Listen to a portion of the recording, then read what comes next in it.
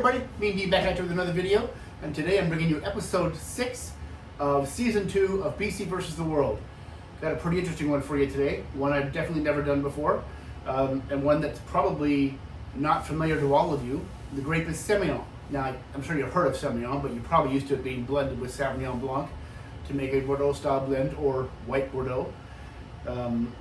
It's usually there to add balance and structure. And occasionally it's so good that they'll bottle it on their own. So I've got two interesting ones for you. This one here I probably reviewed before on our trip last year. It's Little Engine Gold Semillon 2021. I know I'm going to like that one. But this here's an interesting one here. Carmen D.O. Floralon number 4 Semillon from Chile. Interesting because I can hardly find any information on it. There's no vintage on the bottle. I don't think it's a non-vintage wine because there are some lists of like scores, previous scores, and so I believe number 4 means it's the 4th vintage of this, and I think it's probably 2019 or 2020, but I'm not totally positive. I've had a Semillon from this winery before. It was a slightly different one. It wasn't the Floralon, it was a slightly cheaper one, I believe.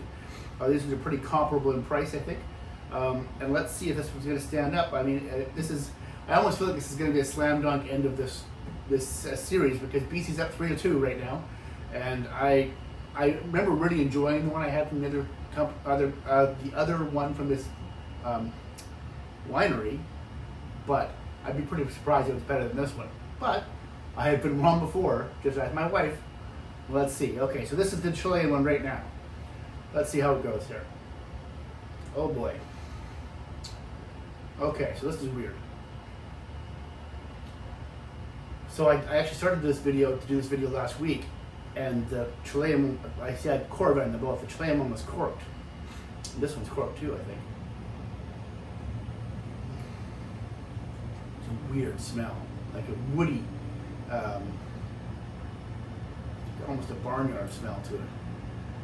Like not quite like horse sweat, like Brett or anything like that, but I'll be stunned if this is any good. Let's see.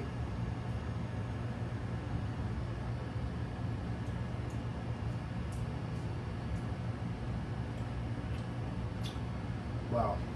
Okay, well it's not as bad on the palate as it is on the nose. Very acidic, very fruit driven, very lemony, lemon zest, lime zest. Grapefruit. Oh, citrus.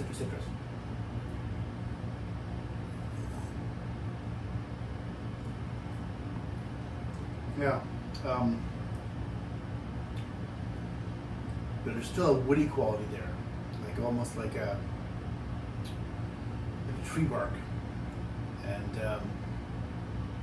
long finish, very citrusy finish, like the lemon zest. Just keeps on going.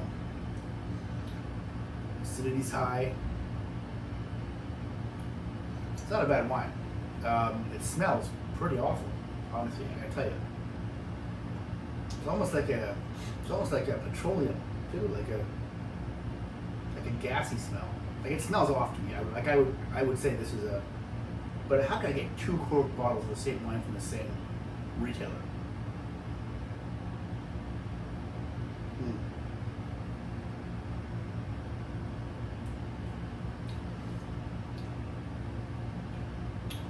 Yeah, it's not undrinkable. The first one I had was undrinkable.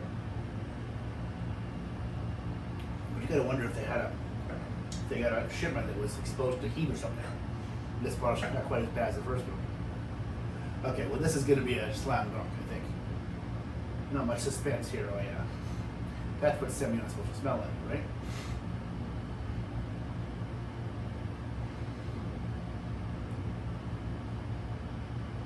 Yeah, gooseberry and kiwi and citrus and oh yeah, just stone fruit. Intoxicating nose.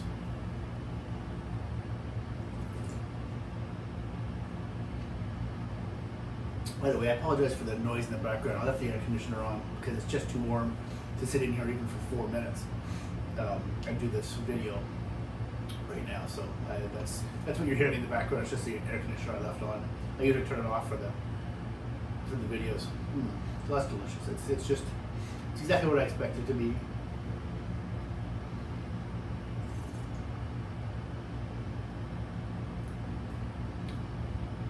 Semillon by itself quite often is very waxy, and it's kind of a characteristic of it. It usually is, and this has got a bit of that, but it's the least amount of waxiness I think I've ever experienced in a single variety Semillon, especially from BC. Some of the other Semillons in the valley, like La Friend makes a really nice Semillon. I like it, but this is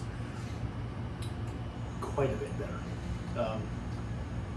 I don't remember where I scored this when I reviewed it in June. I'm giving it 92 points today. It may have been 91 in June, but I think it's 92. It is delicious. I get 4 or 5 of these left, I think. It is, just go out and get it. It's delicious. It's going to pair beautifully with anything that Sauvignon Blanc would pair with, probably. Any white Bordeaux would pair with beautifully, like a chicken or even a fish dish. Scallops, beautiful. This one here, I cannot recommend this. I still am not 100% convinced this is what this bottle is supposed to taste like, but I gave it 2 tries. So, fool me once, shame on you. Fool me twice, shame on me. So I'm not going to give it a 3rd try. I'm just going to assume this is what it's supposed to be like. And the first bottle was undrinkable, and this one's not that bad. I would give this 85 points. I would give it 84 points. I'm even going to downgrade it a bit. It is not something I'm going to enjoy drinking, but it's probably okay to cook with. But it's fine, and maybe you like this more than I will, but it's odd to me, and I much preferred the other one I had from this winery a couple years ago.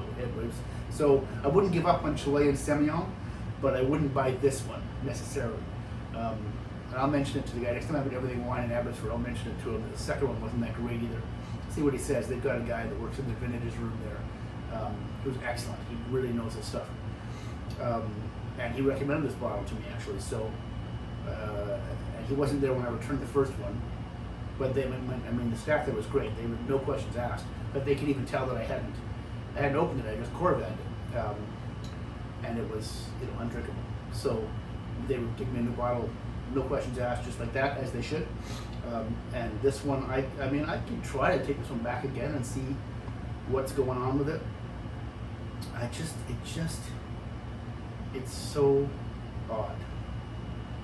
And I'm not going to try a 3rd bottle of this. I could change it for something else. I just can't believe it's supposed to taste like this. But maybe it is. I've had lots worse wines than this. I don't know. Anyway, so this is video number 96 now. We are chugging along to 100. Part 2 of the Rosé series is underway. I'll have that up in the next week or so. I got a lot of, there will definitely be 3 this year. I've got a whole bunch of more Rosés that we're reviewing, including one from Argentina.